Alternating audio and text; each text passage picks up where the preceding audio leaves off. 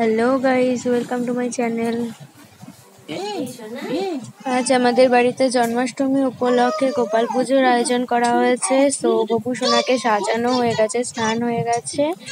তো তোমরা দেখতেই পাচ্ছ কত সুন্দর করে সাজানো হয়েছে। এবার মা আরতি করবে।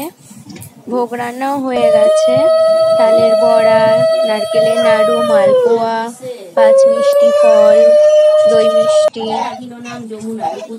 আর এপাশে গুরুদেবে মা লক্ষ্মীকে অর্পণ করা হয়েছে। সুন্দর করে কষ্ট করে সাজানো হয়েছে। তোমরা দেখে অবশ্যই একটি করে লাইক করে দাও আর সঙ্গে থেকো। এবার মা অষ্টতর শতনাম বই পড়তে শুরু করে দিয়েছে। তোমরা প্লিজ দেখতে থাকো।